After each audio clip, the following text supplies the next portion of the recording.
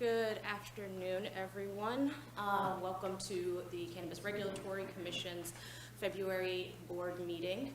The time is now 1:05, and I call this meeting to order. Ms. Joanna, can you please read the notice of the public meeting? Sure. Good afternoon, everyone. Chairwoman, this is a regular scheduled meeting of the New Jersey Cannabis Regulatory Commission's 2023 annual meeting schedule. Adequate notice of this meeting has been provided in accordance with the Senator Byron M. Baer Open Public Meetings Act. Notice of the meeting was provided to the Asbury Park Press, Atlantic City Express, Bergen Record, Courier Post, Star Ledger, and the Trenton Times on January 11, 2023. The agenda and information regarding this meeting was also posted on the CRC website. The meeting and time location was also been posted on the website of the New Jersey Cannabis Regulatory Commission and with the Office of the Secretary of the State. Thank you. Can you please take roll call? Commissioner Barker, Present. Commissioner Del Present. Commissioner Nash, Present. Vice Chair Delgado, Present. Chairwoman Waynu. Present. All members of the commissioners are present, and we now have a quorum.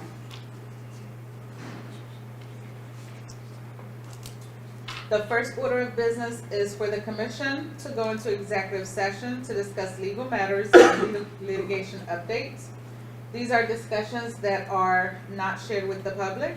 We believe the executive session should take about 30 minutes. Thank you. Do I hear a motion to go into executive session? Madam Chair, I make a motion to go into executive session. Madam Chair, I second. Moved by Commissioner Del Coso, seconded by Vice Chair Delgado. Is there any discussion on this motion to go into executive session? Hearing none, all those in favor say aye. Aye. All those opposed say nay. Are there any abstentions? Hearing none, the motion passes. The commission will now go into executive session. We expect the executive session to last approximately 30 minutes. We will keep the live stream running during that time.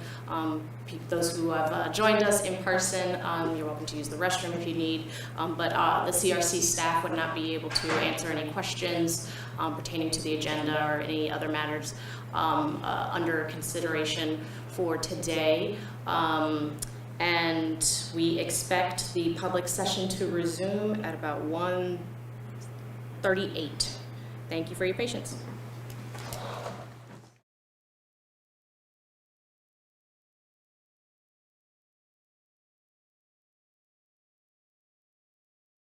For your patience, everyone. The executive session has ended. The time is now 1:55, and we will resume the public portion of this meeting.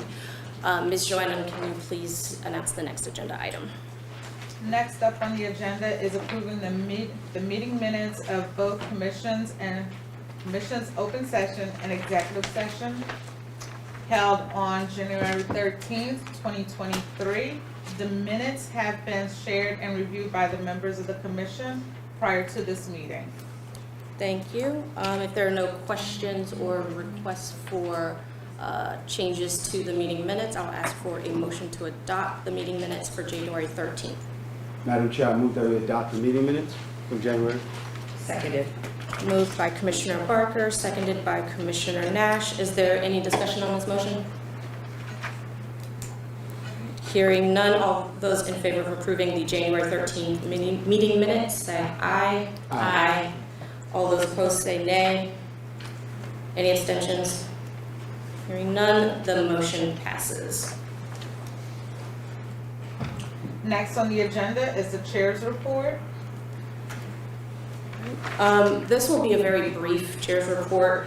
I want to acknowledge we've got, yes, we have some colleagues with us today, representatives from the New Jersey Economic Development Authority who will be sharing some remarks for us in just a little bit, so welcome to you.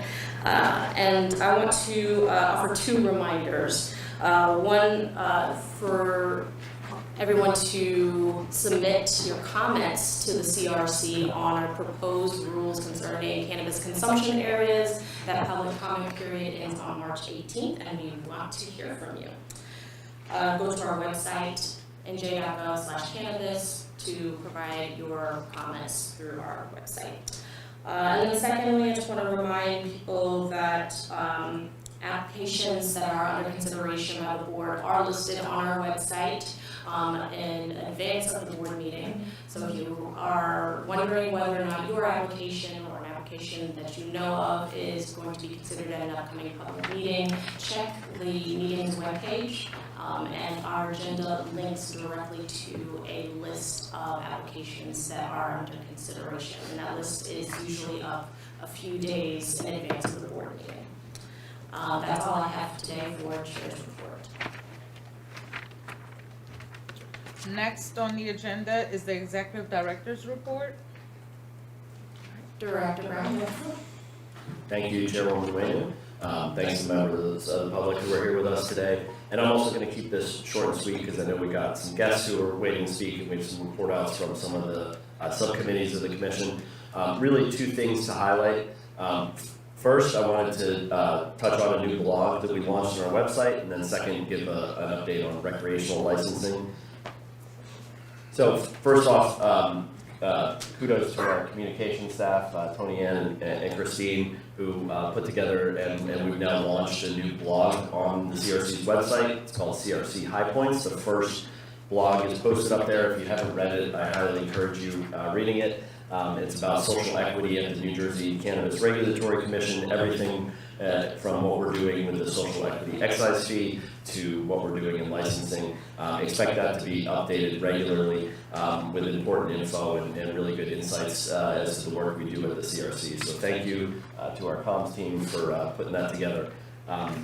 Next slide.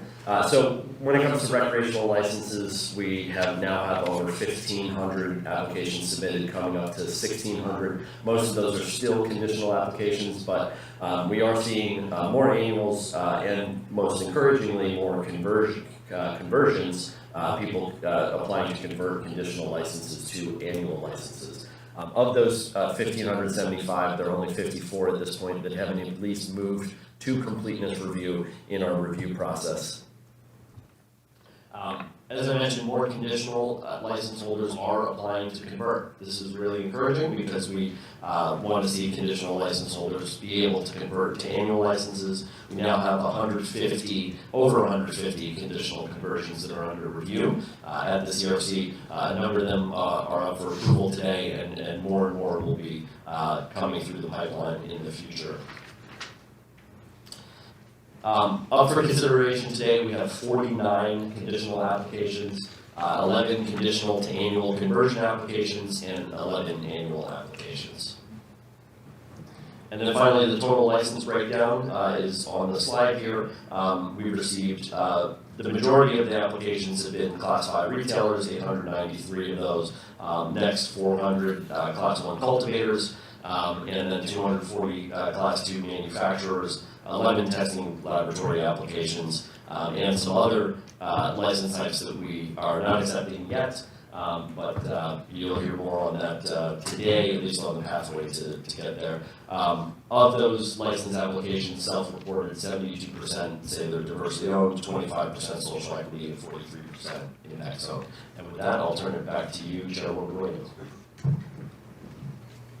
Thank you, Director Brown. Are there any questions from the board for Director Brown on his executive director's report?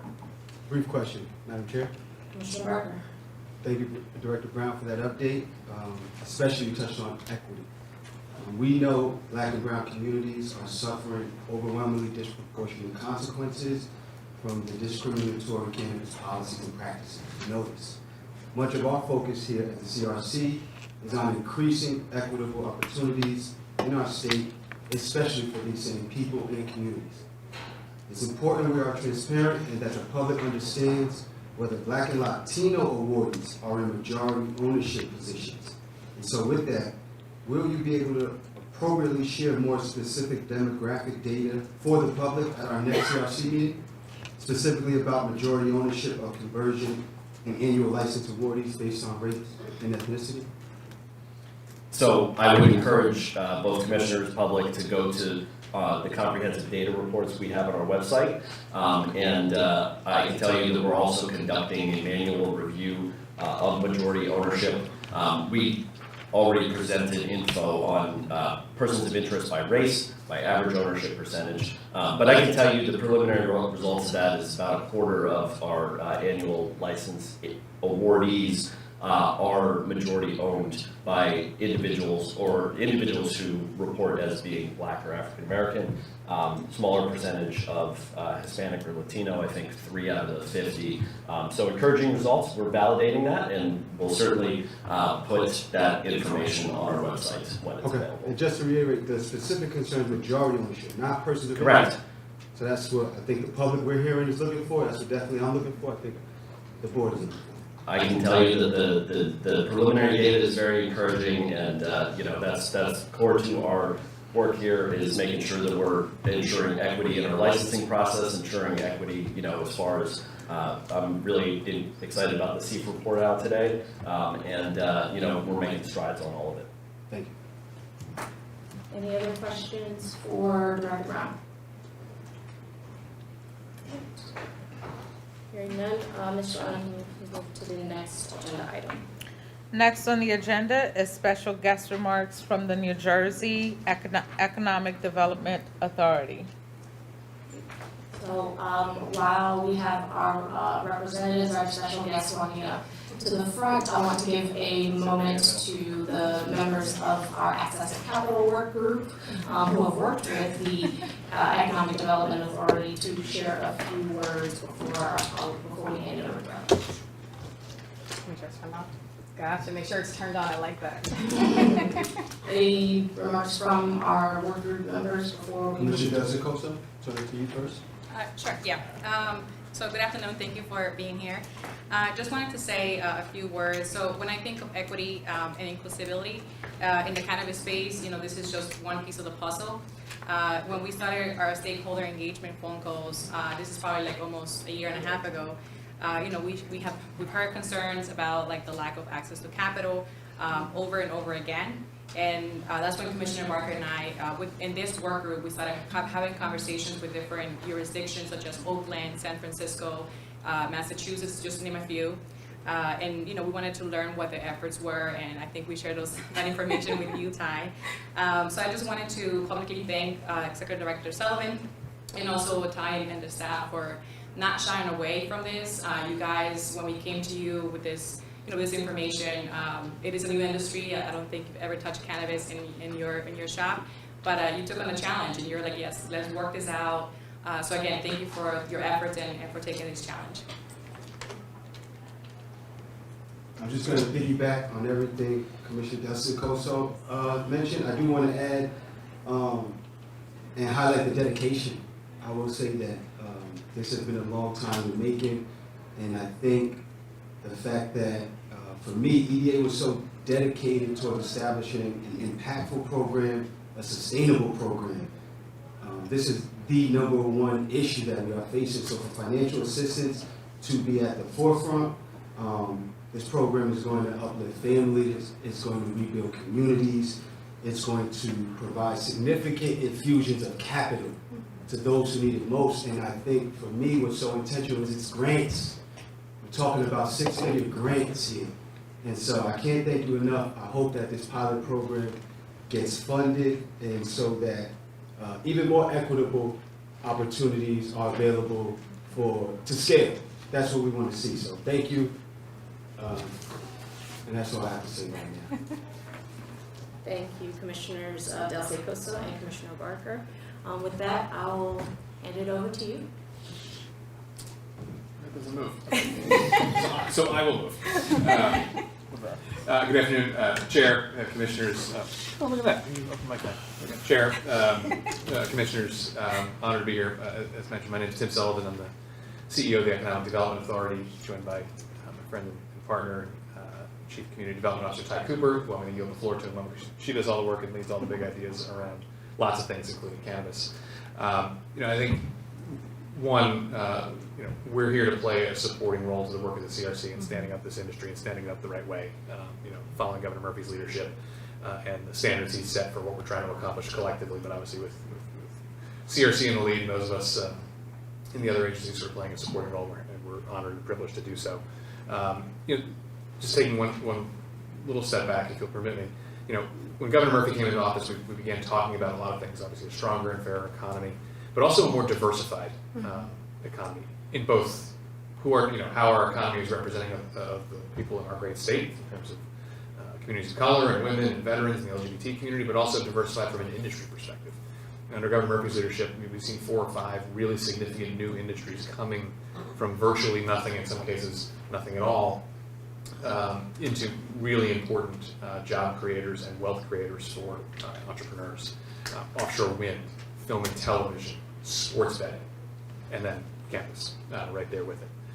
And so the program that our board approved back in December, that I'll let Ty take you through all the details, what we expect to be our first in a suite of programs. Because I promise you this program is not going to solve all the problems in the world. I promise you it's not perfect. It's a pilot program. We're going to try it and see how it goes and scale and learn from there. And it's also by no means the only tool in the toolkit we're going to need.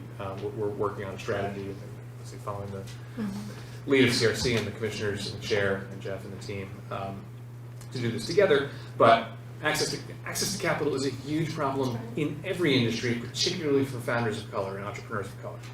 Layer onto that the challenges of the federal government and banking and all that. You got an extraordinary challenge of access to capital in what is going to be but is already going to be a thriving, booming business here in New Jersey with the cannabis industry. And so we think there's a huge opportunity in the early days, to provide one of the grand scheme of things will end up being, a relatively modest investment in an opportunity to create real wealth, create durable job creation or support durable job creation, particularly in the communities most impacted by the war on drugs. And so, we're again proud to be a small part of this effort.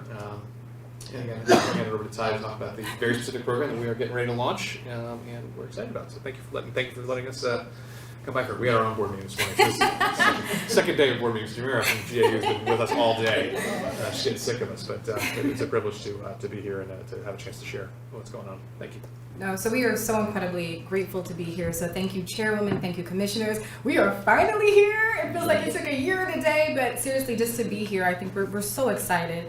As you guys know, this is one component of a much larger statewide strategy to ensure that throughout the board that we are encouraging a stronger and fair economy, but specifically through cannabis.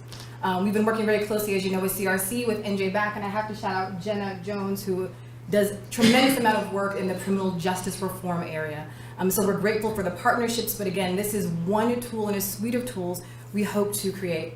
In order to develop our pilot products, and I have to say pilot because this is the first of many that we're hoping, and we're going to be asking y'all for more money. So I will not be shy about that. But in order to develop this pilot product, we didn't want to do this just inside of our 4 walls. We held numerous roundtables, we had conversations with applicants, some of who I see in the room today. We met with thought leaders and also, and most importantly, legacy applicants. And this is throughout the state, not just in Essex County, but really North, South, and Central Jersey. Made it a point to reach out to folks that have been part of this process. We wanted to make sure that we understood the needs and we understood how to overcome the barriers to access to capital. Now let's get to the program. Right now the name is terrible. It is the N.J.A. Equity Grant Program for Cannabis. I promise you, before we launch, we'll definitely have a much better name for it. This is a pilot program that has been allocated $10 million. Is it that one? There will be 2 products available in the program. Product 1 will award up to $150,000, and Product 2 will award up to $250,000. There's only one award that can go to each EIN number. As far as qualifications, and this is based off the legislation, which we receive the allocation of funding. The qualifications for this, each business that applies has to hold a conditional cannabis license. They have to have been formed after March 2020, and they have to employ 50 or fewer employees. Product 1, and I promise the names will change.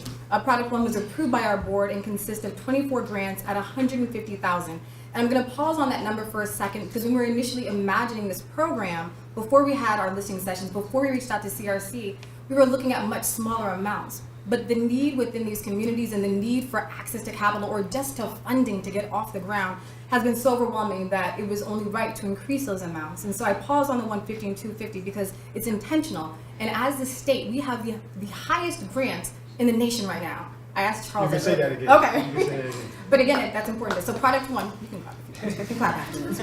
But product one is targeted towards entities with conditional licenses who want to obtain an actual license, but need more assistance to get to their actual application.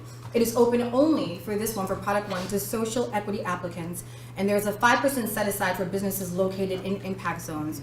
As part of the requirements for product one, we are going to require a technical assistance program that will be sponsored by EDA. But again, you have to have a conditional license. We're targeting this towards folks that have a conditional license and want to obtain an actual license. There's only 24 awards, and there will be a TA that's required. For product two has also been approved by our board. We're going to make 24 awards up to $250,000 each grantee. Product two, before we get the name change, is expected to be the first product launched, and we are targeting, do not hold me to this, late February, early March. There's been a lot of work effort put together to putting this application together. That's the timeline that we're looking at. Product two targets businesses that are further along in the process and still have exceptional carrying costs and capital issues associated with opening their cannabis business. Product two has the following eligibility requirements. It's open to all applicants, so it's not just social equity, it's all applicants are eligible for this pot of funding. 40% though has been set aside for social equity, and 5% has been set aside for impact zones. This is open to anyone who has a conditional and annual license. Applicants, though, for this program must have secured your real estate and municipal approval. That is key, that is critical. The reason there's more funding in this amount, the process of getting across that municipal finish line, we know is difficult, and we want to make sure that we're helping to support as well. So again, you have to have secured site control, municipal approval, and your actual license. So you either have to have your conditional on the way to annual, or you can apply with your annual license. The eligible uses of funding. And this is something that, again, we worked on with CRC. We wanted to be very flexible in how we were allocating funding, so we're not dictating exactly what it has to be used for. So eligible costs include rental or mortgage expenses, payroll wages, regulatory compliance, legal expenses, professional services, employee training, utilities, employee wages, business supplies, and equipment. Everything that's submitted has to be approved by EDA.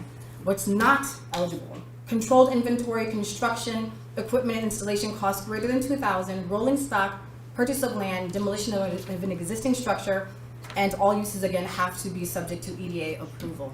So both of those grants have been approved by our board. We are ready to launch product two. This is exciting, I think, for the state, but more so, have to give kudos to our governor for having the foresight to understand how important cannabis is going to be, but also the foresight to understand that social equity has to be at the center of what we're doing with any programs. So this is one of many programs we hope to roll out. We're also looking at supporting expungement clinics as well as supporting some of the events that are happening around the state, but we are excited for this partnership and excited for this work with CRC.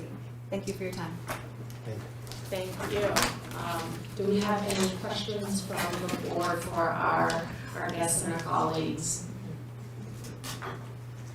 Hearing none, that's wonderful. I want to acknowledge you, Tim, Tide, the work that you're doing and the eagerness with which you're bringing here. So I do remember those first days where you hopped on the phone with myself and Executive Director Brown, and from the get-go, you all were keen to play a role in this space and to help businesses. And so I want to thank you for that, and thank you for your dedication and your patience. There were times where I had to ask to slow down so that we as a CRC could get our agency up and running and get our feet under us. But I'm really glad that we've been able to reach this point.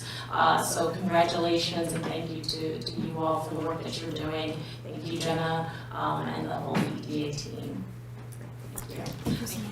And so individuals who wish to learn more, they can go to your website. Yes, we're going to have a landing page at N.J.A.C that will be focused just on cannabis. We'll make sure as soon as that launches, we'll send it to CRC and we'll post it broadly as well. Okay, great. Thank you. High points is good. High points is very good. Very well Before you done. actually want to wait 1 second, we have our vice chair wants to. Class is not dismissed, okay.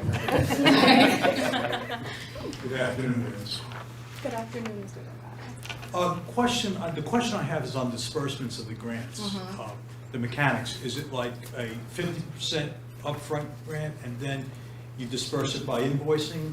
How is the mechanics going to? Right, so that's something that, again, we want to be very specific about. For product one, which is $150,000, there's going to be 4 disbursements of $37,500 each. via benchmarks that will be included in our application. Funds will not be dispersed until they have reached those benchmarks.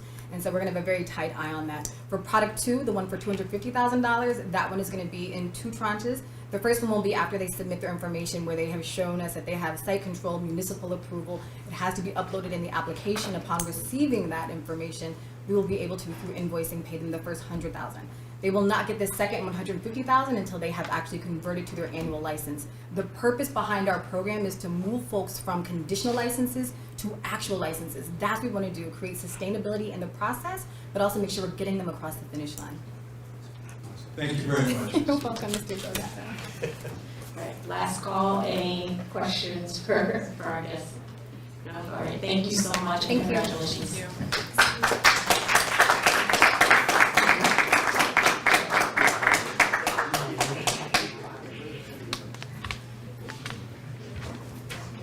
Ms. Jordan, can you bring up the next agenda item? Next on the agenda is the Permitting and Licensing Committee report. So for this report, I will actually give the floor to Commissioner Del Cid to provide a report out from the Permitting and Licensing Committee. Thank you, Madam Chair. Good afternoon, everyone. On behalf of the committee, I'd like to provide a quick update to my fellow commissioners and also the public. So let's first touch on license caps and restriction deadlines, and I hope that you're able to see the slide. Okay, perfect. The PREMAC established a statewide cap of 37 cannabis Class 1 cultivator licenses for a 24-month period. ATCs were included in that limit, micro businesses were not. And this restriction is set to sunset on February 22nd of 2023. It is within the Commission's scope of authority to make periodic evaluations on the number of each class of cannabis establishments, including reviewing this limit on the number of cannabis cultivator licenses based on the state's market's demands. Next slide, please.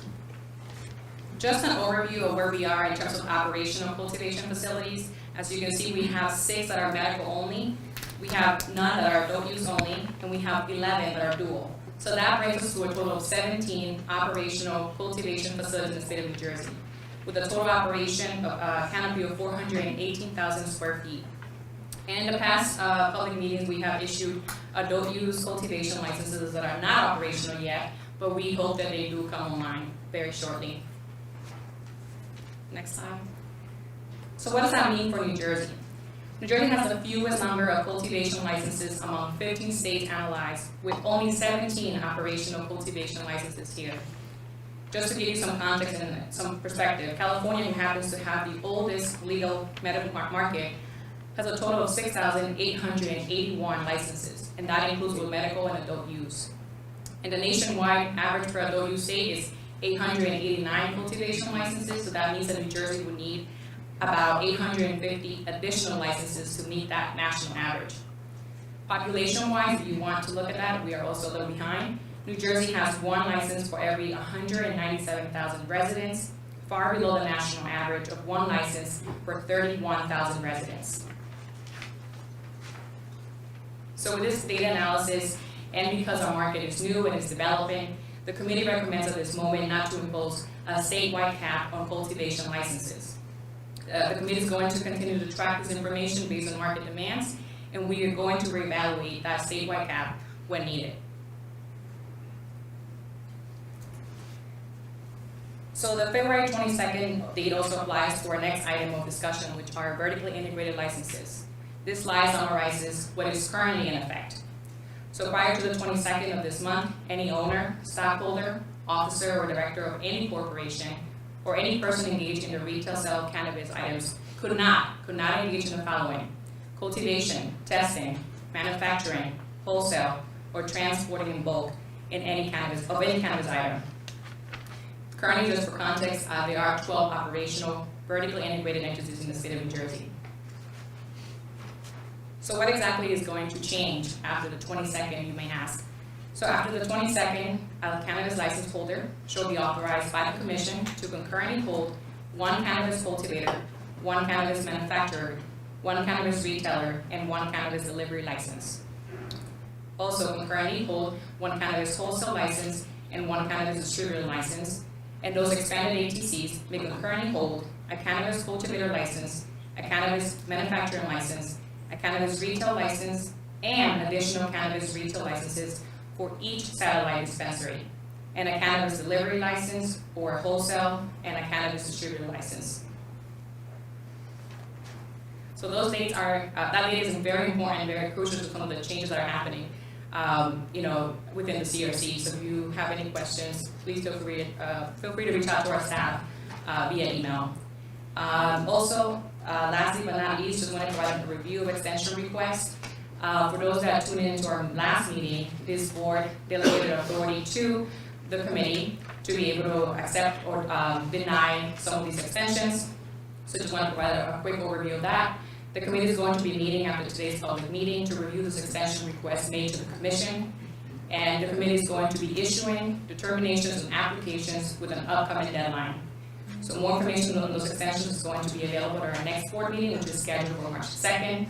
And just before I wrap up, I wanted to share that we are going to be sending a letter to all the applicants, sharing the process, or what the process is to request an extension to the commission. So please, if you submit an application, be on the lookout for that. And that concludes my report for today. Thank you, Madam Chair. Thank you, Commissioner Dusty-Coso. Are there any questions from the board for the permitting and licensing committee? All right, hearing none, we will move on to the next item. Ms. Jordan? Next up on the agenda is the consideration of final rule adoption. Thank you. Director Brown, if you can please provide a summary of the readoption with amendments and the new rules concerning adult use cannabis. Absolutely, thank you, Chairwoman. I'm going to pass it over to Chief Counsel Riggs to give us an overview of the rule adoption. Thank you, Executive Director Brown, Chairwoman Waino, and all the commissioners.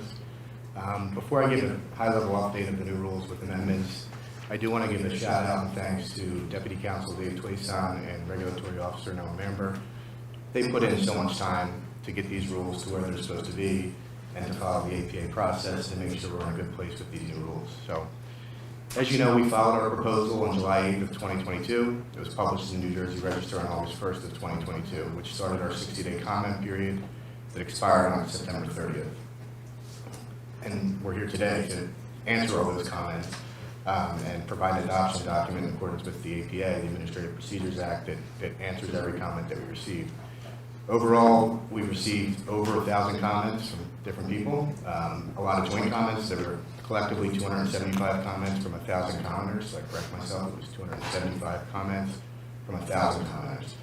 That's all contained in this document, and if approved today, the projected target date for publication in the New Jersey Register will be March 6th of 2022, so that's when these rules will be effective, but that's the target date. Some highlights that were contained in the proposal that are also here in this adoption document. One of the most important things is the update to our priority status.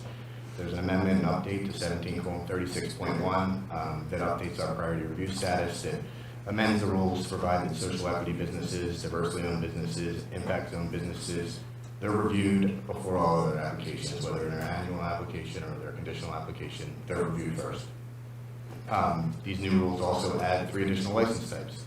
You're going to have Class 3 wholesalers, Class 4 distributors, Class 6 delivery services, and just like all the other licenses that we have the activities that are prohibited and permitted with those license types contained in these new rules. There's an update on the municipal authority subchapter to provide some examples of behaviors that would violate the local government ethics laws. There's some updates to the classified retailers that they're required now to provide safe use information materials to all consumers. We provided more clarification on what we consider for the equivalency standards for product types, the different types of product types like concentrates and such. And then there was also a penalty matrix for regulatory violations that will be used by the Commission when we have regulatory violations that need to be taken, that we need to take action on. And that was my update, so I will turn it back to you, Executive Director Brown. Chief Counsel, can you just explain what happens to the current rules? So our current rules will remain in effect until these ones are published in the New Jersey Register under the APA when we file and we meet the deadline. So our current set of rules is set to expire on February 15th. We need to file before that expiration date, which tolls the deadline of when these current rules that are on the books in the New Jersey Register expire. They then will expire on publication of these new rules, which is going to be targeted for March 6th. Great. Thank you, and back to you, Madam Chair. Thank you both. Do we have any questions from the board for our chief counsel regarding the rule adoption? All right, hearing none. Do I hear a motion?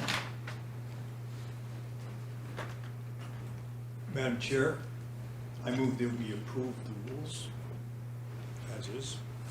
Moved by Vice Chair Delgado to approve the resolution regarding the approval of the notice of readoption of specially adopted rules with amendments and new rules. Is there a second? Second.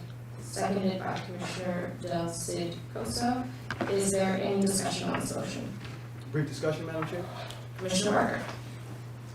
I just feel like we didn't go as far as we could have here, and I hope that we are open to future amendments. We're doing many great things, like Chief Counsel said. We touched on priority status, safe use education. But when it comes to our core values of equity and safety, as well as the feedback we hear countless times from residents, applicants, and advocates, there are some additional actions that the CRC can take.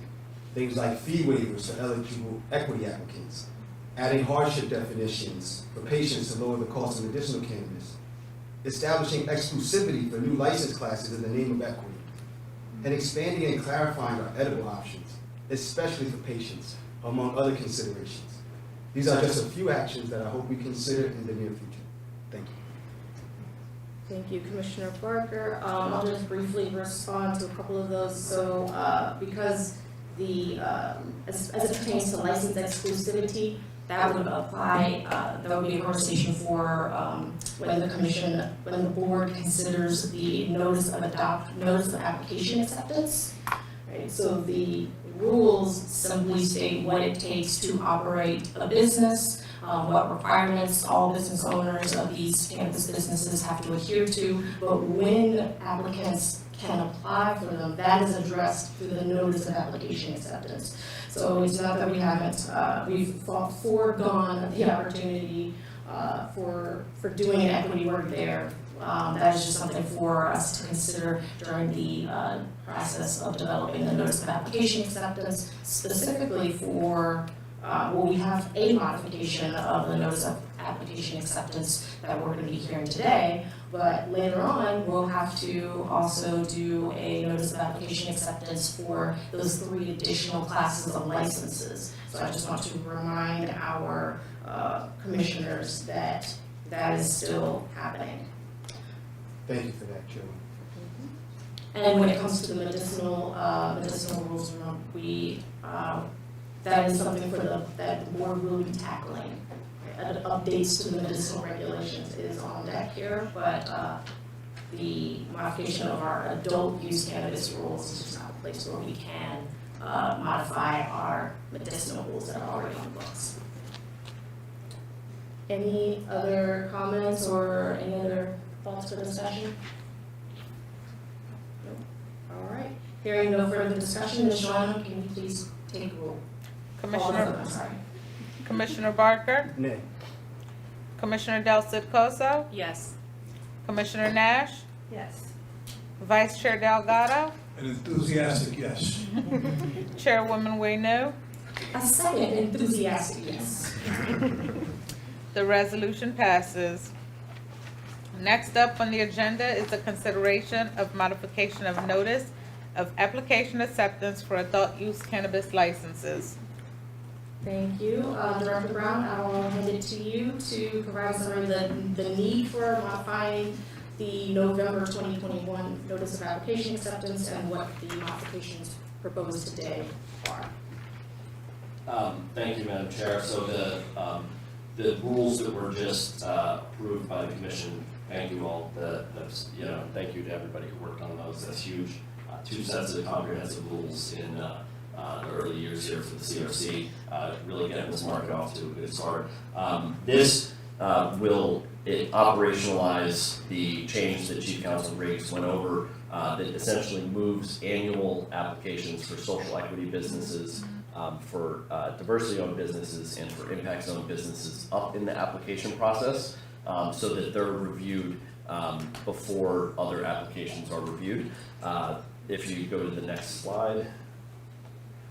So you can see in the original notice of application acceptance, there was a 1ABC for conditional micro businesses, conditional license applications for standard businesses, and then conversions. There will now be a 1D and 1E for the annual licenses for micro businesses and annual licenses for standard businesses that qualify as social equity businesses. That will, the same rubric will, is recommended for both diversity owned businesses, which is number 2 overall, and impact zone businesses. So essentially, we're moving those annual applications up overall. Previously, all conditional applications needed to be reviewed before we got to annuals.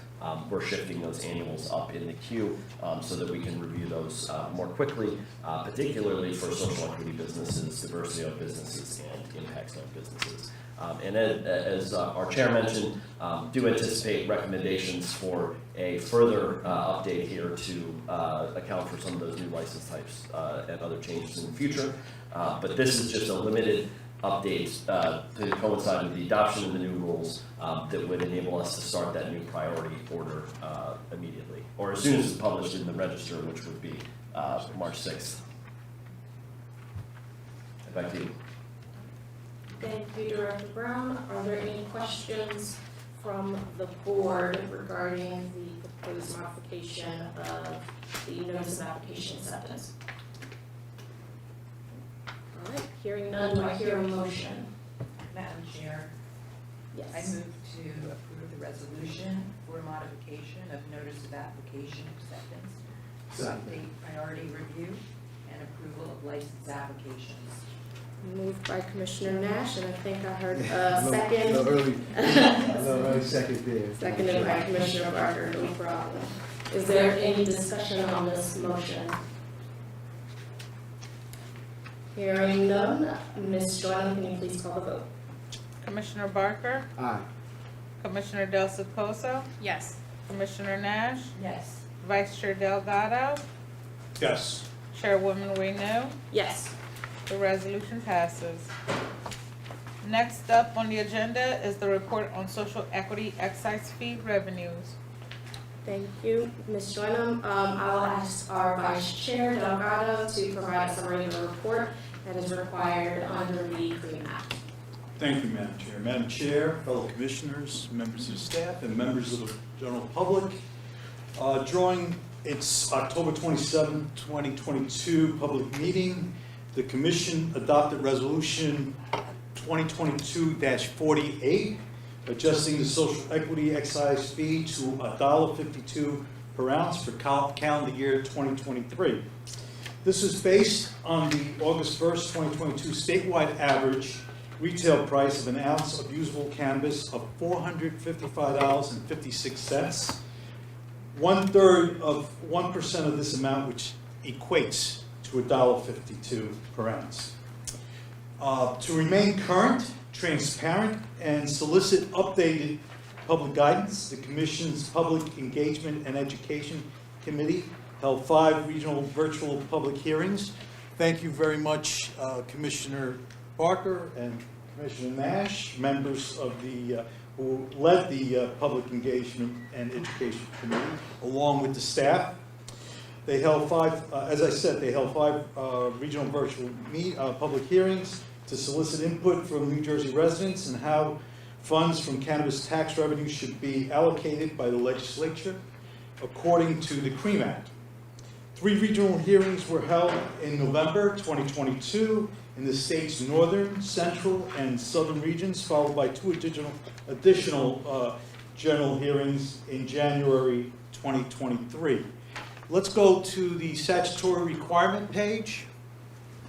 Revenues included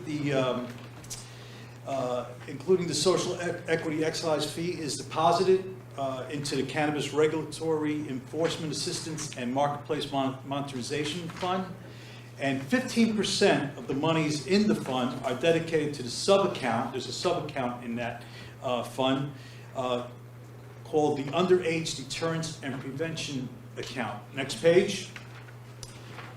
The New Jersey Cannabis Regulatory Commission makes recommendations, as I said earlier, to the governor and legislature for spending the excise fee. The governor and the legislature decide where the money goes. I need to emphasize that. It's not the Cannabis Regulatory Commission that decides where the money goes, but rather it's the legislature and the governor. As I mentioned before, social equity excise fee is 1/3 of 1% of the average retail cannabis price of $455.56, which equates to $1.52 per ounce. The general, just so that everybody's aware, the social equity excise fee generated $219,482 in fiscal year 2022. And we project to generate $1.5 million in fiscal year 2023. Understand that this is just projection based on what the market was telling us back in fourth quarter of 2022. So that amount of $1.5 million may go up, may stay the same, or may go down according to market conditions. Next page, next slide. The round of public hearings generated a variety of ideas and considerations. However, it is noted that in all hearings, it demonstrated a common theme, some of which are identical to the input that we received back in March, during the March hearings in fiscal year 2022. The four common themes by the participants in the virtual hearings were economic and community development, criminal justice reform and reinvestment, workforce development and youth services, and finally, public health. Next slide.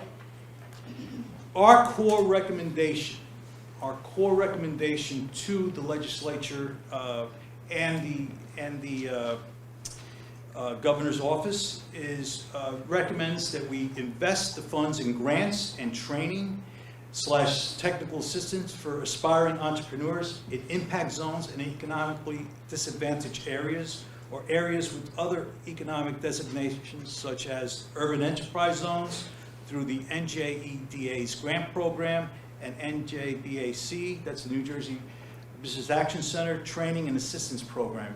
And we heard from the N.J.A. earlier from Ms. Cooper.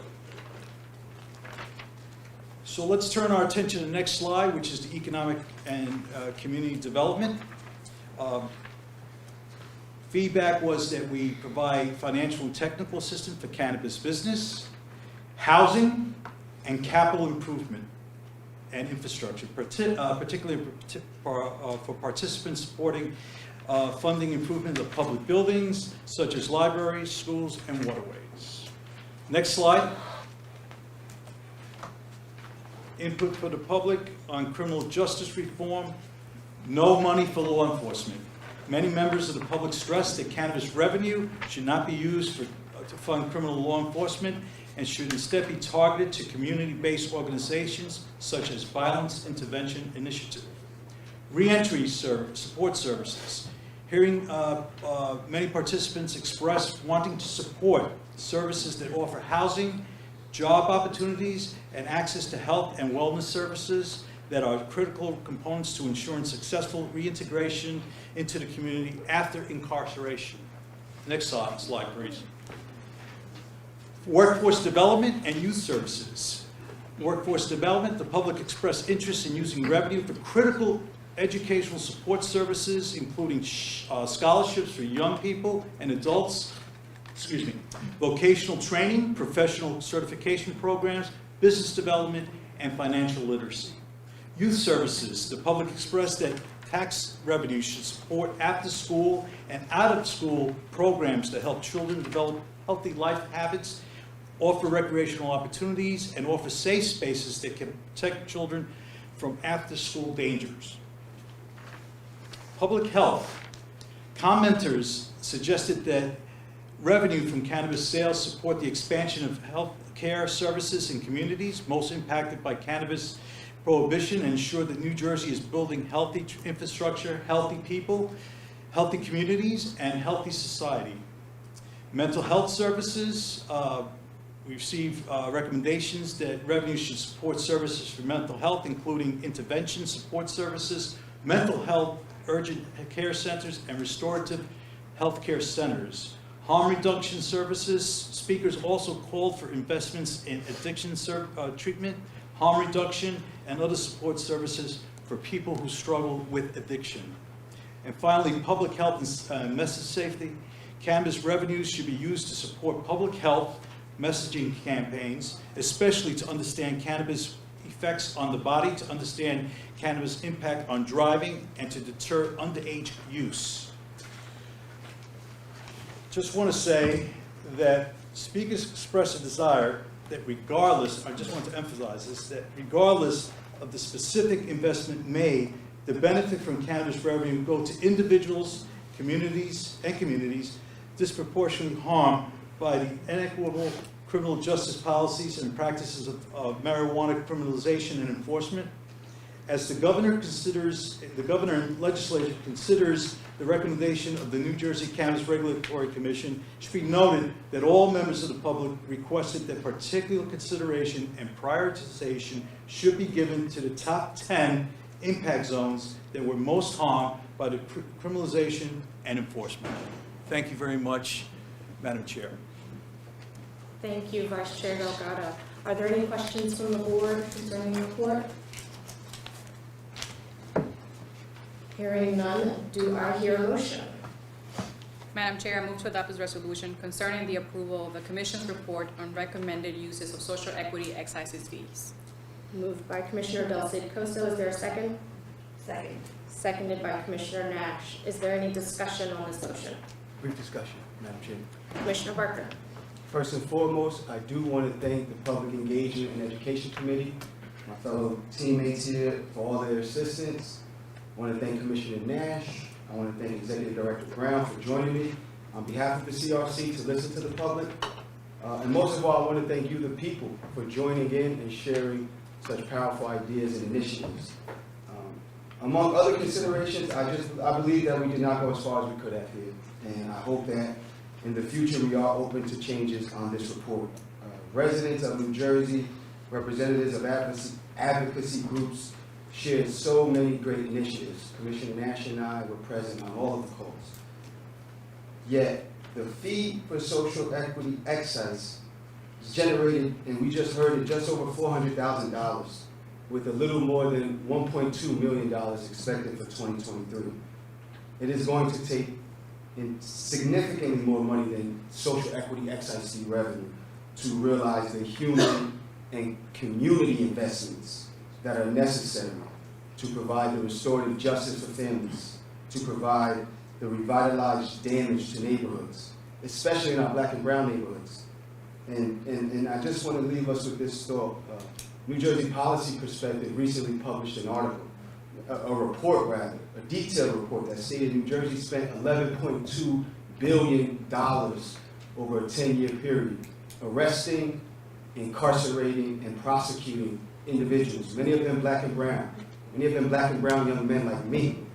And so, when I think of that, that's almost $1.2 billion per year.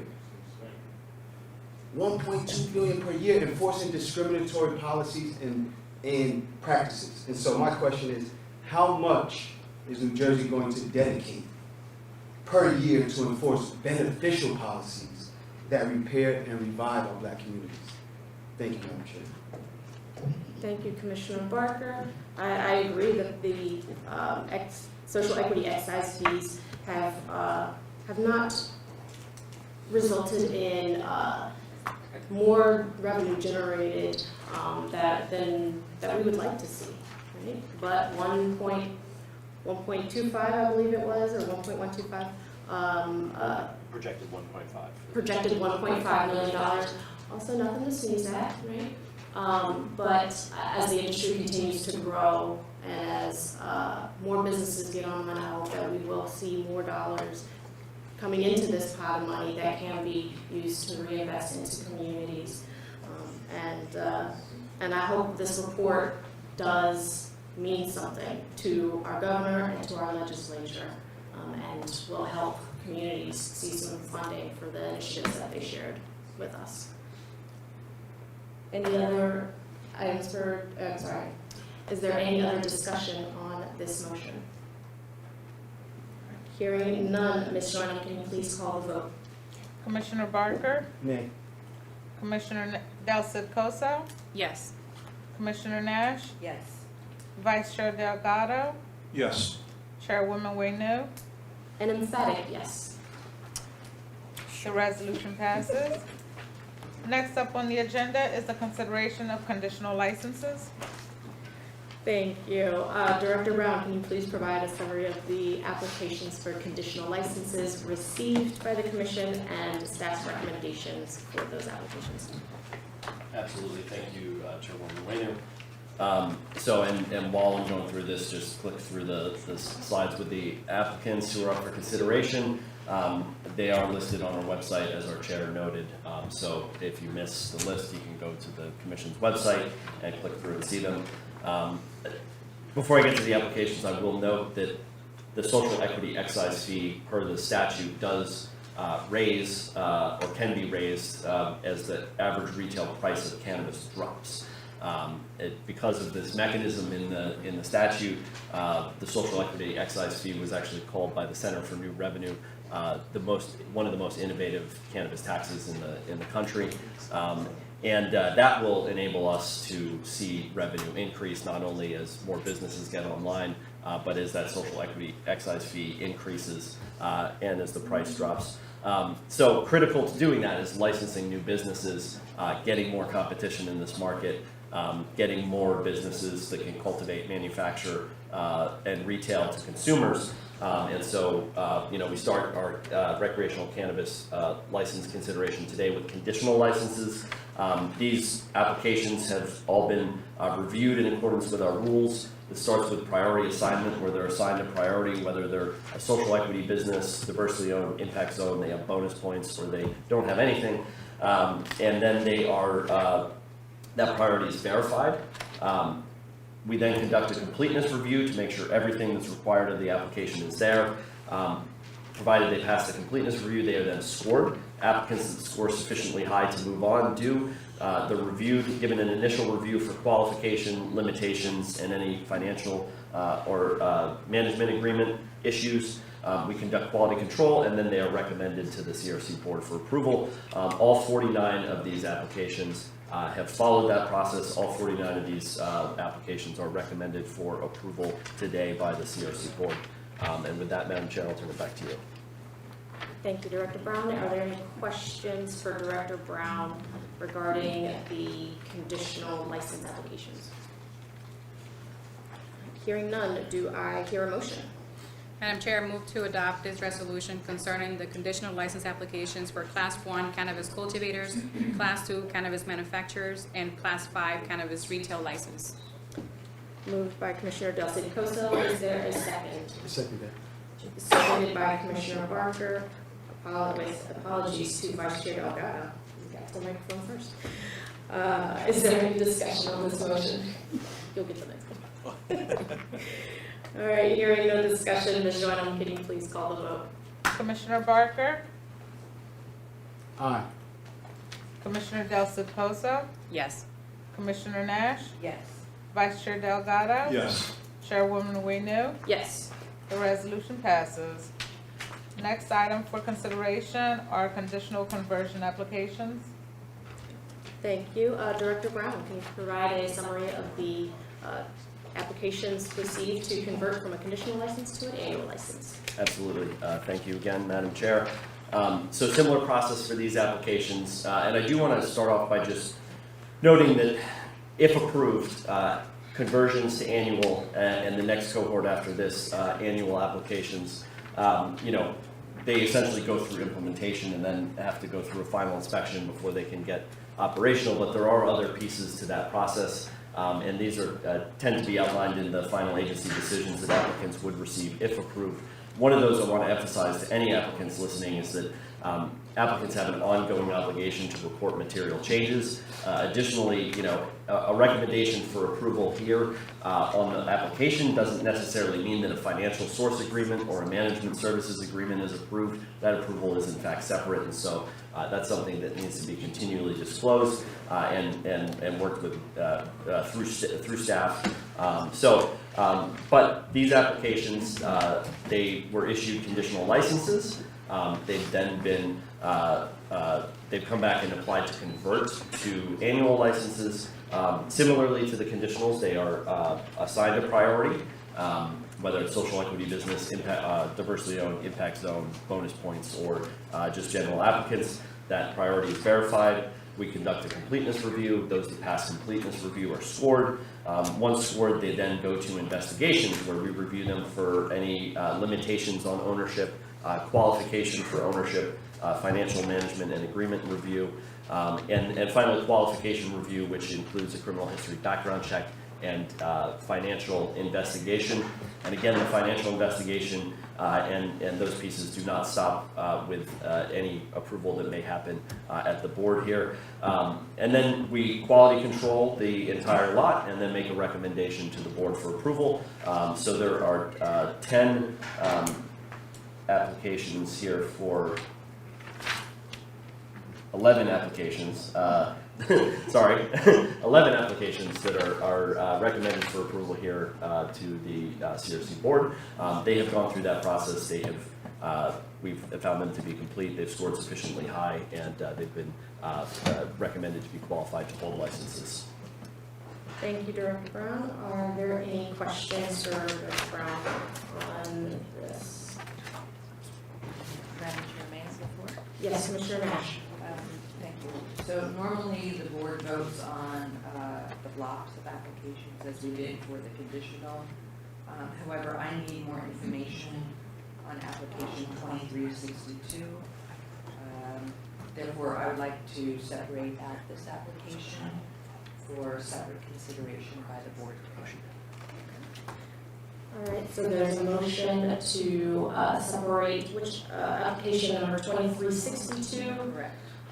for separate consideration by the board. I will second that motion. And so the motion, the current motion, and I'll call for a vote here. The current motion for consideration is to vote on the applications for conversion of conditional license to annual license as a group, but to pull out application number 2362 and vote on that separately. So that has been moved by Commissioner Nash, seconded by me.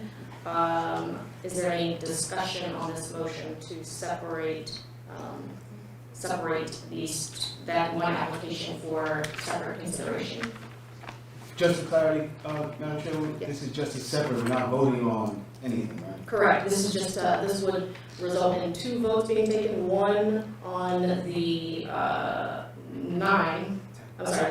yeah, thank you, on the group of 10 applications, and then we would do a separate vote on that one application.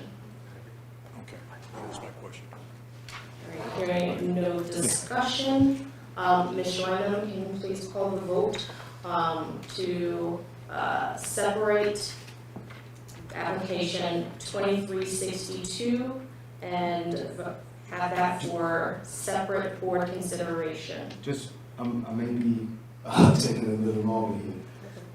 Are there 3 votes we're doing? One is separated, then we're gonna vote on the 10 and then vote on the 1. Is that how I understand it? Correct. Okay. We'll vote on the 10, if passed. If this passes. If the motion passes, we'll vote on the 10, And then vote on 10, the- and then vote on 1, yes. Okay. Commissioner Barker, Aye. Commissioner Del Cid-Coso, Yes. Commissioner Nash, Yes. Vice Chair Delgado, Yes. Chairwoman Waynu. Yes. Okay, the resolution passes. All right. And so do I hear a motion on the group of 10 applications to convert from a conditional license to an annual license?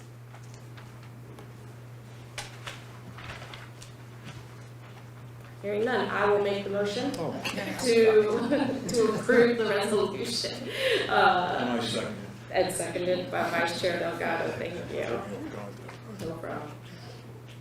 Is there any discussion on the motion to approve the group of 10 applications to convert from a conditional license to an annual license? Briefly, Madam Chair. Commissioner Barker. The latest N.J.A.C report talks about the percentage of non-white executives and how it is decreasing in the cannabis industry as recent as 2022. For me, it is disheartening to see so few majority-owned Black and Latino cannabis businesses moving forward through our conversion and annual process, especially compared to other groups.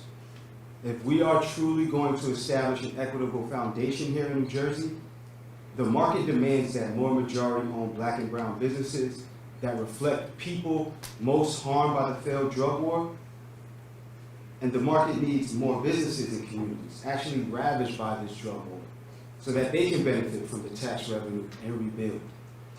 From my review, less than 10% of the potential conversions and annual awardees up for consideration this month are majority-owned by Black people. Less than 5% of awardees are majority-owned by Latino people. Most impacted communities, those truly devastated, are not widely represented either. Based on the harm suffered by both groups, we need more representation, especially at these critical foundational stages of our Garden State cannabis industry. As EDA CEO Tim Sullivan stated, as Executive Ty Cooper stated, Governor Murphy is working towards a stronger, fairer, and more diverse New Jersey. And there can be more support from our governor and our legislature to provide significant funding to expand these equitable cannabis programs. More support from municipalities that have been impacted to establish equitable policies and move along equitable businesses that can be considered. There can be more pilot programs by membership organizations, banking institutions, and private investors, especially Black and brown-led entities that provide capital connections, those necessary capital connections. More state and municipal-owned property that is blighted that can be used for equitable cannabis-driven initiatives. Together, I believe we all can do better, and now is the time. It's always the right time to do the right thing. Thank you. Thank you, Commissioner Barker. Is there any other discussion on this motion related to, is there any further discussion on this motion related to the 10 applications for conversion? Hearing none, Ms. Joanna, can you please call the vote?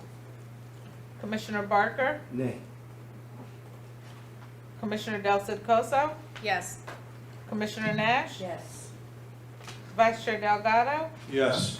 Chairwoman Wayno, Yes. resolution passes. Next item for consideration are annual license application. Oh, sorry, we have one, we're separating out, so that's all right. So before we get to the annual license applications, we'll do one additional vote on that one application, application number 2362, Cloud 9 Dispensary. So that will be for separate consideration. Is there a motion on this particular application? Madam Chair, I move that we vote on this particular application. What is it, 2362? So there has been a motion to approve the application. Yes. Application 2362 to convert from conditional license to an annual license. Is there a second on this motion? Second. Seconded by Commissioner Del Coso. Is there any discussion on this motion related to application 2362? Hearing no discussion. I'm sorry, Commissioner Barker, was there? Oh, no, somebody sneezed. I just said, God bless you. All right, so it's hearing no discussion on this motion. Ms. Joanna, can you please call the vote as it relates to application number 2362? Commissioner Barker, Nay. Commissioner Del Coso, Yes. Commissioner Nash, Abstain. Vice Chair Delgado, Yes. Chairwoman Wayno. Yes. The resolution passes.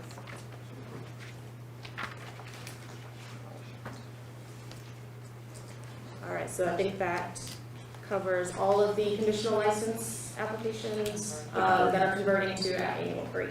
So then, Ms. Joanna, now we can move over to the annual licenses.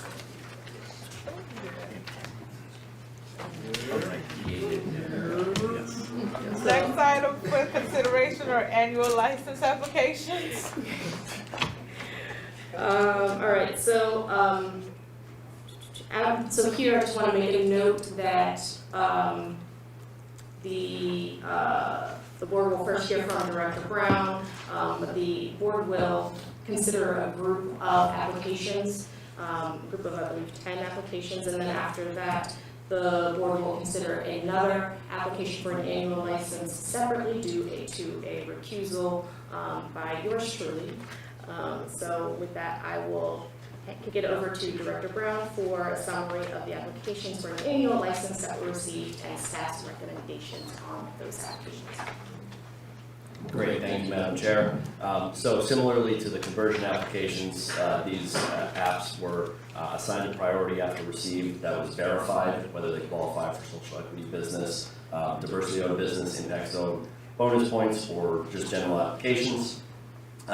They were verified that they were complete. They were then scored. The applicants here scored sufficiently high to be considered by the board.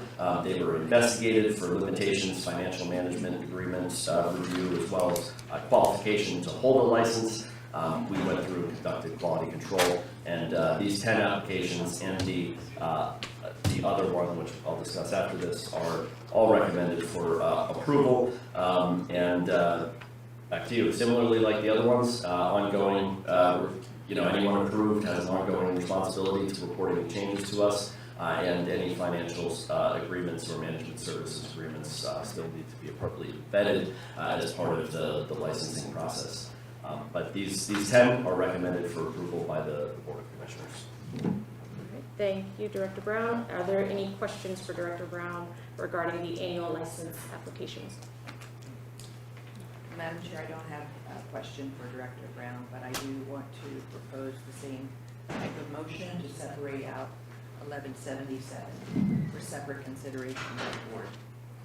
So there's a motion to consider to amend the resolution approving the annual annual cannabis business license applications to pull out application 1177 and consider that separately. I will second the motion. Is there any discussion on this motion? This is, again,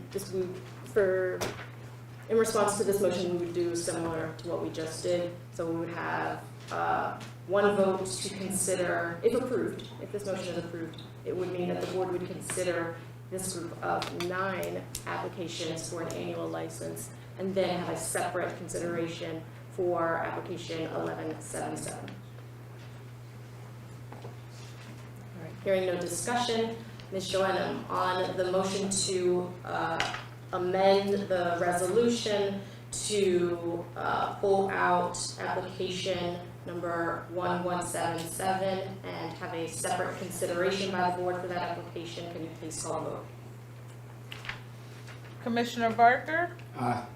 Commissioner Del Coso? Yes. Commissioner Nash? Yes. Vice Chair Delgado? Yes. Chairwoman Waynu? Yes. Resolution passes. Okay. All right, so on the group of 9 applications for an annual license, do I hear a motion? Madam Chair, I move to approve the resolution for consideration of annual license applications. Moved by Commissioner Nash, is there a second? I second. Seconded by Vice Chair Delgado. Is there any discussion on this motion as it relates to the group of 9 applications for an annual license? Hearing none, Ms. Joanna, can you please call the vote as it relates to the group of 9 applications for an annual license? Commissioner Barker? Heartfelt net. Commissioner Del Coso? Yes. Commissioner Nash, Yes. Vice Chair Delgado, Yes. Chairwoman Wayno. Yes. The resolution passes.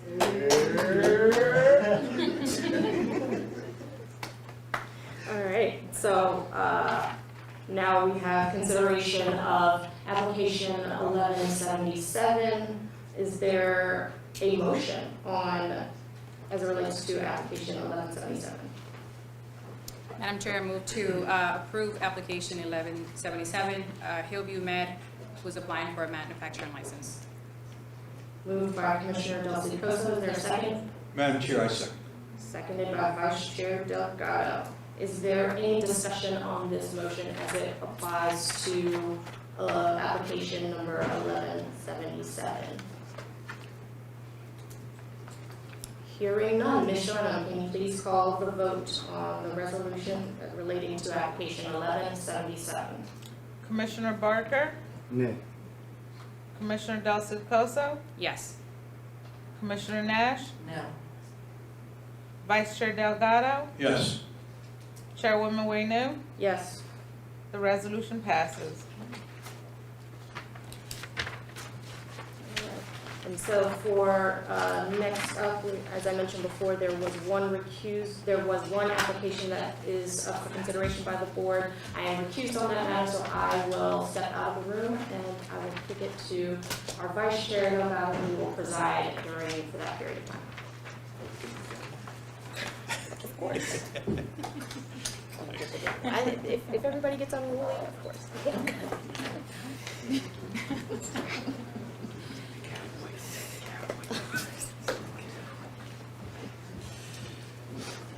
Commissioner Brown, I believe that the consideration, I think you just gave me a promotion. do I need a motion? No. Executive Director Brown. Oh, did I call you Commissioner? The whole line just moves up. It's my age. Yeah. Director Brown. Yes. You want to brief us on the consideration of annual cannabis business application for Class 5 cannabis retail license, applicant 2026, I believe. Oh, 2062. 2062, Danny, you put the, I'll just note for the record that the process followed for this application is exactly the same as the previous cohort of applications. Went through the entire review process as outlined for the other annual license applications, and therefore it is recommended for approval by the CRC board. Thank you. Thank you very much, Director Brown. Do I hear a motion on the floor to accept resolution to consideration of annual cannabis business for application for a Class 5 cannabis retail license? Do I hear a motion?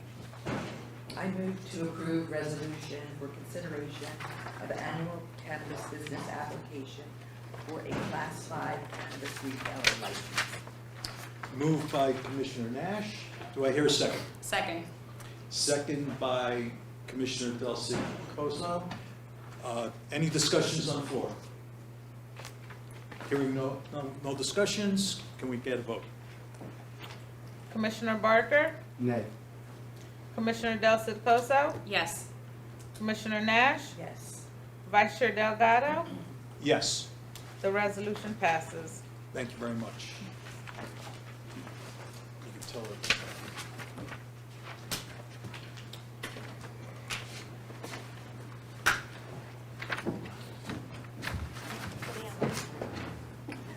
Madam Chair, you have the floor. Thank you, Vice Chair Delgado. I take it he wasn't too unruly during that time? He gave Jeff a promotion. Oh, okay.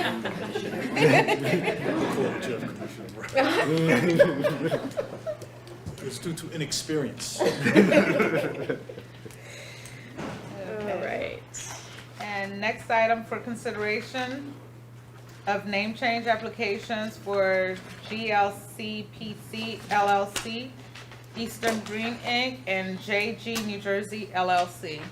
Thank you, Ms. Joanna. Director Brown, can you please provide a summary of these name change applications? There are 3 applications for name changes. One is GLCPC LLC to Theo A Cannabis LLC, Eastern Green Incorporated, which is doing business as Starbuds, to Eastern Green Dispensary, Inc., and N.J.A.C, New Jersey LLC, doing business as Block Dispensary LLC. They've all filed the appropriate paperwork, met our regulatory requirements, and are recommended for approval. Thank you. Are there any questions for Director Brown regarding the name change applications? Hearing none. Do I hear a motion on these name change applications? Madam Chair, I move to approve the resolution to amend alternative treatment center permits to change the business name of 3 alternative treatment centers. Moved by Commissioner Nash. Is there a second? Madam Chair, I second. Seconded by Vice Chair Delgado. Is there any discussion on the motion? Hearing no discussion, Ms. Joanna, can you please call the vote? Commissioner Barker, Aye. Commissioner Del Cid-Cosa, Yes. Commissioner Nash, Yes. Vice Chair Delgado, Yes. Chairwoman Wing-New. Yes. The resolution passes.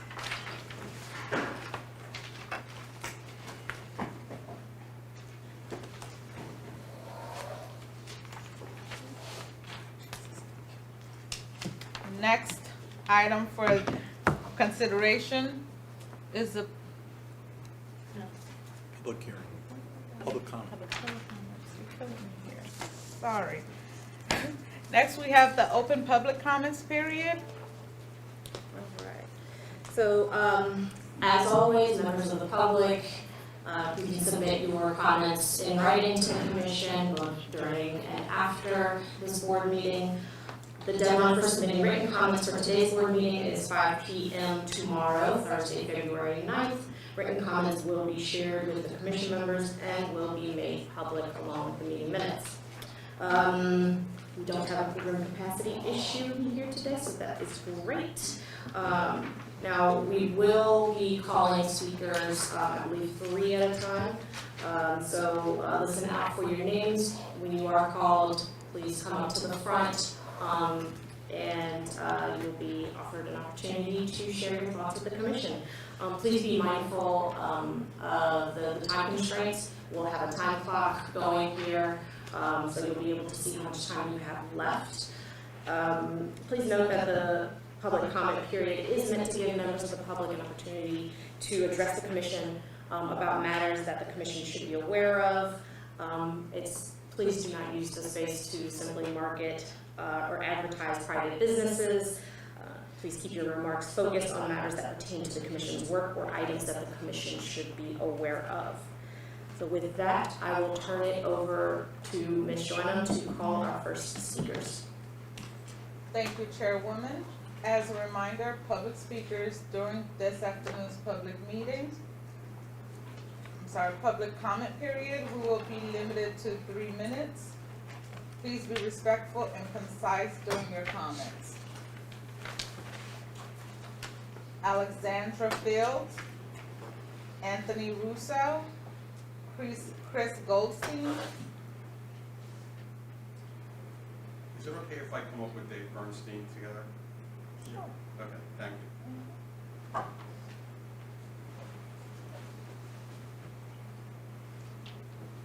Good afternoon. Good afternoon. Good afternoon. My name is Chris Goldstein. I'm a longtime organizer with Normal. If you don't mind, turn on the microphone. How's that? Excellent. Ooh, that's good. Good afternoon. My name is Chris Goldstein. I'm a longtime organizer with Normal. I'm a cannabis consumer here in New Jersey and a frequent commenter here at the Commission. Thank you. A couple of things to make you aware of today. It's great to see the N.J.A.C here today. My mom worked there for many years, and I advocated for this relationship for some time. Ooh, that's I'm going to move back. Could be. EDA is an important vehicle to economic equality here in the city. Thanks. Yeah. There you go. You still may need to turn the speaker off on your computer. Oh, the speaker is off on the computer. That's okay. Thank you. EDA is an important economic engine for equality here in the state, so I'm glad to see this moving forward. Maybe you're not aware, but in 2013, the EDA cut a $350,000 loan to the Compassionate Care Foundation. They were bought by Acreage Holdings and they operate today as a botanist. So the amounts I heard today being given out are lower than what Compassionate Care got. 10 years ago. So I think those amounts could be increased. I think Compassionate Care did pretty good. By the way, Acreage Holdings is not a U.S. company, they're domiciled in Canada, so we already gave them a loan. Another point this week, on Friday during very cold temperatures, I got reports from cannabis consumers that there was a computer system error at South Jersey dispensaries, leaving people waiting outside for more than an hour. This was at a Curaleaf location. Two other issues with Curaleaf. One is tip theft. Illinois regulators are looking into tip theft at Curaleaf dispensaries. I hope that this commission is looking out for tip theft at the dispensaries here in New Jersey. Also with Curaleaf, there's new news and information about their relationship with Russia. I'm sorry, but this can't be ignored by this commission any further. This state passed a law. Governor Murphy gladly endorsed the state not doing business with Russian-affiliated companies. I would say that a vertical operating permit from the N.J.A.C counts as an exclusive state permit, and this relationship should be investigated and transparently as well. Also, we're talking about the SEEF funds and the social equity funds, which is great, but one thing that police can do is apply here to the CRC for reimbursement for drug recognition experts. We collected more than $7 million last year. How much money has already been spent on the police?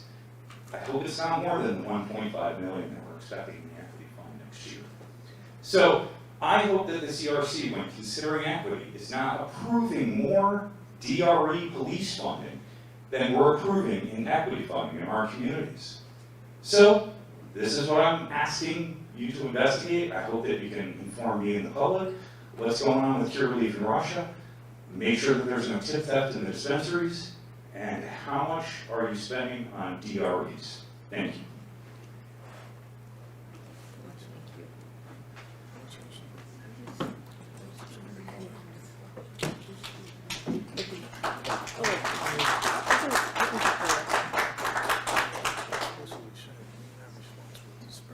Daniel Castle, David Bernstein,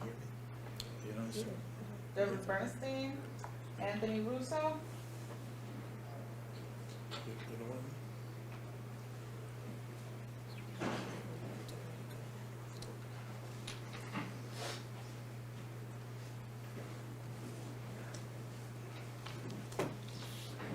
Good afternoon, Madam Chair. It is change that one. Yeah, make sure you turn that one off though. Good afternoon. I'll try this again. Good afternoon, Madam Chair, members of the Commission. Thank you for the opportunity to comment. I'm Tony Russo, I'm President of the Commerce and Industry Association of New Jersey. We represent general businesses, about 900. I'm here today with David Bernstein from CannabisCertified.org. We did testify a couple of years ago virtually, and this is about workforce development and a certification program. So for sake of time, I'm going to turn it over to David that's going to talk about proposition and what we've been doing for the last 2 years. Thank you. Thank you. Good afternoon, Chairman Waynow, Executive Director Brown, and members of the Commission. We applaud the Commission's continued efforts as you work to build a foundation for recreational cannabis. It's exciting to see all the applications and the licenses being granted, and there's something to keep in mind about all of this, which is the responsibility these employers now are going to have to hire qualified individuals to run these organizations from all walks of life. It is our belief that an educated and certified workforce is another critical building block for the legal cannabis in New Jersey to continue in its ongoing development. Cannabis Certified is an N.J.A.C registered company focused on certification, workforce development, exam delivery, based on proprietary software used by the United States government and many other industries. We are dedicated to ensuring New Jersey's recreational cannabis program is staffed by well-trained New Jersey residents from all backgrounds in support of social equity. Our mission is to level the playing field so a cannabis career path is available to individuals regardless of background, geographic location, economic status, and more. My experience in certification goes back more than 2 decades as I helped create the A+ certification for computer repair, which is now the leading industry standard for vendor-neutral certification for more than 2.5 million people worldwide. My experience lends itself to the fact that there is a model here that this can be delivered at no cost to the state and as a form of revenue for the state. I have witnessed the benefits of workforce certification for a new industry with my own eyes. We believe through education, training, certifications that can be delivered in multiple languages, Cannabis Certified will help New Jersey maintain workforce standards that promote industry safety and growth consistent with the standards in industries like accounting, finance, legal, education, or vocational. We know that only individuals who have demonstrated a basic aptitude meeting these state standards should be certified and hired within the New Jersey cannabis industry. As a vibrant, new industry, these are building blocks the legal cannabis industry needs in order to mature properly. Cannabis Certified understands the framework for licensing in the state's program that will be centered around the 6 classes. There are key job functions within each of these classes, and it's critical that those jobs and processes are staffed by only the most credible, educated, and vetted employees. Cannabis Certified will work with the New Jersey, the industry, and all stakeholders in ensuring that the test prep and exam testing is comprehensive and available to all individuals in the name of social equity. Okay, thank you very much. Thank you.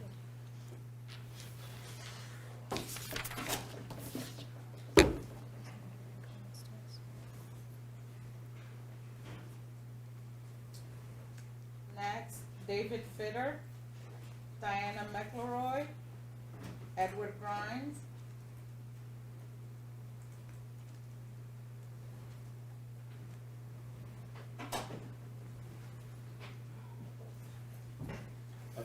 Oh, this one? Thank you. Hi there. Is it working? It's working. Okay, thank you. Diana McElroy, Hire High.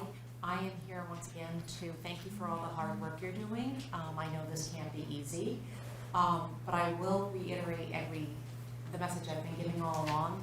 I think we have a very uneducated, unsophisticated consumer base that needs more education on the products and the forms of consumption, and I think it's really important for us to have a strong market and repeat patients, clients, however you want to describe them, consumers, you really need to educate them on the products. That's what I'm seeing out in the real world. Thank you.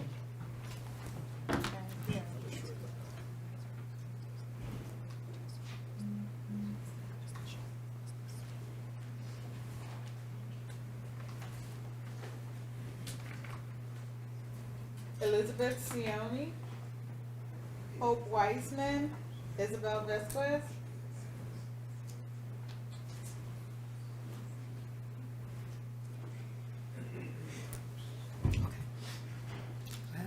I'm not the first one on the list, if that's okay. Okay. Well, hello, Madam Chair, members of the commission. My name is Hope Wiseman, and I am one of the co-founders and CEO of WiseCo New Jersey. WiseCo New Jersey is a minority and women-owned business to be located in an impact zone. And I'm here just to talk about a few small issues that we have encountered with the municipal approval process. We've landed in the city of Vineland, New Jersey, who has an approval process outlined. However, they have not approved any conditional applicants. They only have one ATC license. And they don't have a lot of direction, and we've just run into a lot of problems with the process. So we want to ask the commission to give any guidance that they can to the local municipalities on how they should approve conditional applicants.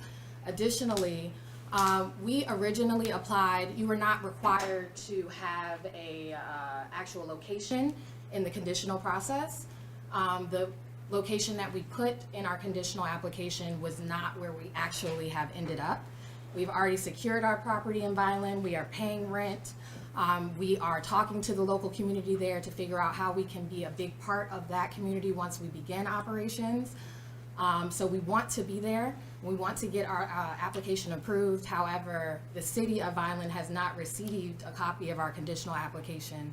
Therefore, it's been difficult for us to move forward. That's because that's not the location that we originally put in the application. So I do ask the commission to create a formal process for conditional applicants that are changing their proposed location during the approval process so that local municipalities can easily identify that we have been approved. Besides that, thank you. Thank you for the additional 90-day extensions that have been given out. That helps tremendously. I'm happy to be here having this on public record just in case the municipal process does take longer than anticipated and I have to request a extensions, and thank you for mentioning that that process will be outlined in more detail. So, thank you. Thank you, Ms. Wiseman. And I encourage you to connect with our staff after this meeting with respect to your specific situation.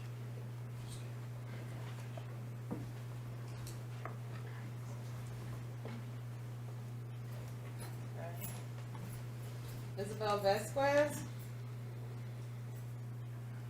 Johnny Lopez, Kevin Riley, Killian Strong, Patricia,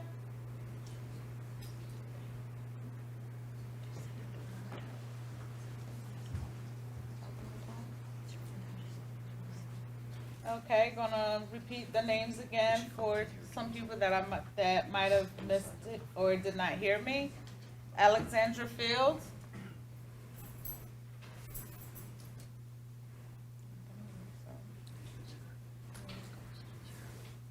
Daniel Kessel, David Fetter, Edward Grimes, Elizabeth Sioni, Isabel Vasquez, Johnny Lopez, Kevin Riley, Killian Strong, Patricia,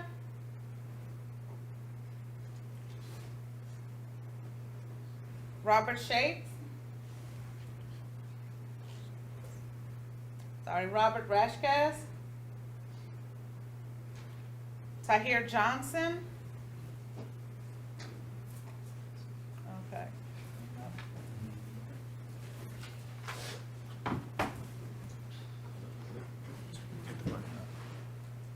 Hello? All right. Well, first of all, I was going to change my mind and not speak, but I was just inspired. First of all, I just want to thank the commission for the good work that you all have done so far. The program that we've seen roll out here in New Jersey, with the number of conditional applicants that have been awarded applications, has been unlike anything else we've seen in the country. As somebody that was born and raised here in Trenton, just seeing all of this going on in this building today was super inspiring.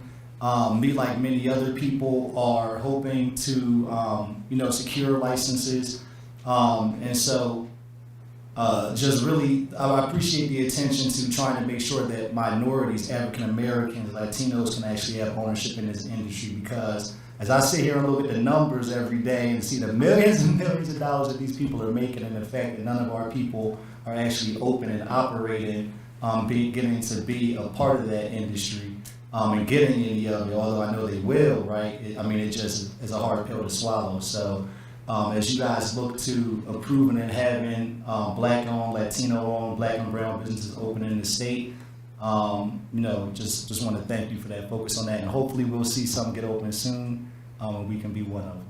And that's it. Thank you.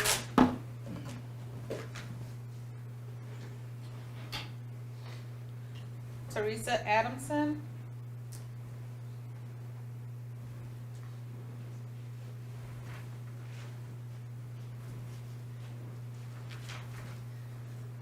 hello. Thank you for having me today. Do I speak into this? Okay.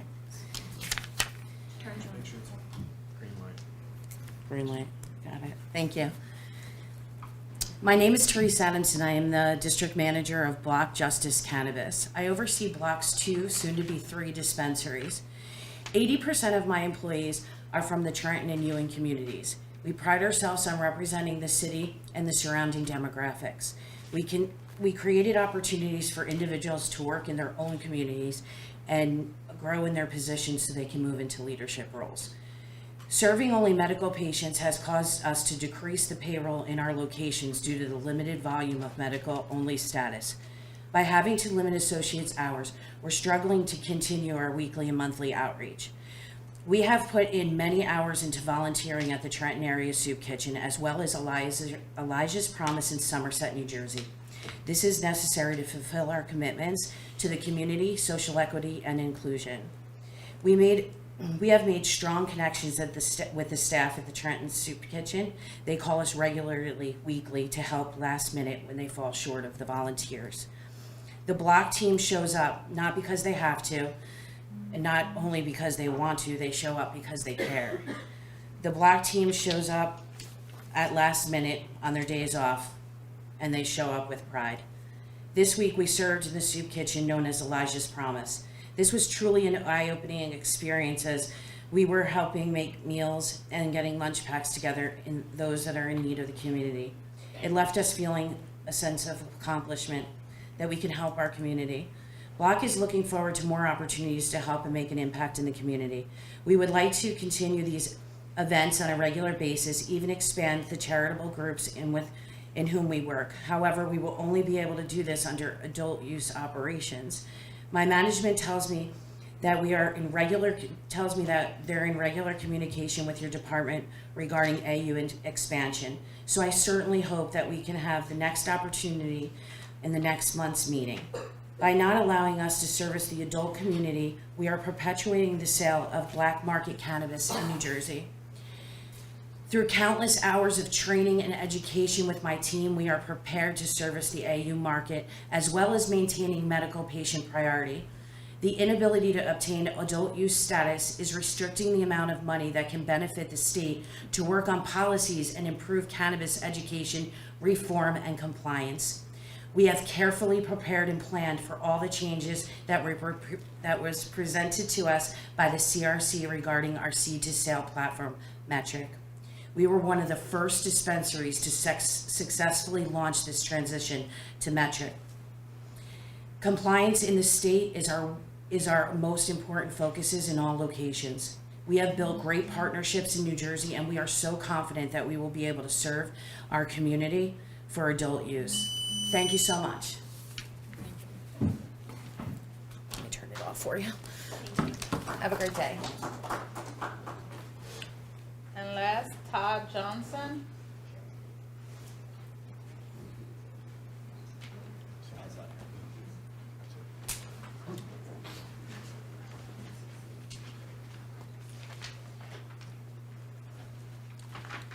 It looks like that is all we have for our registered speakers. Again, for anyone who wishes to provide maybe some full comments, Siri likes to chime in as well.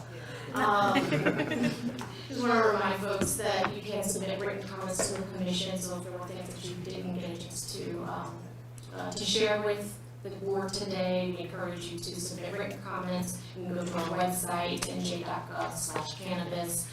On our meetings page, there is a link for you to submit written comments, and those comments will be accepted until 5 p.m. tomorrow. With that, that is all. That concludes the business that we have before us today. I'll ask for any closing remarks from our commissioners before I ask for a motion to adjourn. Madam Chair, may I have the floor? Commissioner Nash. Thank you. So we are seeing a reduction in the workforce and closure of cannabis businesses across the nation. And New Jersey is not immune from that. I mention this because I sound like a broken record, but I bring up labor peace agreements at most of these meetings, and they're very important to this commission. I was thinking about how I would rate them as, 1-star to 5-star hotels. You have some unions who are regularly meeting with employees and employers and negotiating. And then we have others who aren't meeting at all and are off the radar. So when I compare the two, it would seem to me that the 1-star unions, maybe working in other industries for other employees, but not necessarily cannabis employees. So I ask of you and anyone that is in the cannabis business to consider getting LPAs with labor unions that are going to represent your employees to the best of their abilities. And I will turn it back over to the chair. Thank you. Thank you, Commissioner Nash. Any other closing remarks? All right, hearing none, I'll ask for a motion to adjourn. Madam Chair, I move that we adjourn today's meeting. Moved by Commissioner Barker. Is there a second? Second. Seconded by Commissioner Del Cid Cosa, with apologies to the vice chair. Is there any discussion on this motion to adjourn? Brief discussion, Madam Chair, just want to wish everybody Black History Month. Please go out, support Black businesses, Black people. It's Black History every day. Just want to put that out there for y'all. Any other discussion on this motion to adjourn? Hearing none, all those in favor say aye. Aye. Aye. All those opposed say nay. Any for the next meeting? Okay. All right, well, so, all right, I'll get to that in a second.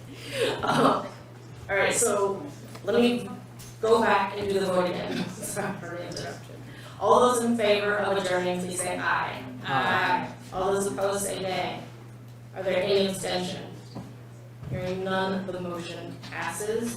Thank you everyone for joining today's meeting. Thank you to those who shared their input with the CRC this afternoon. Please visit our website to view information about our upcoming meetings. Thank you.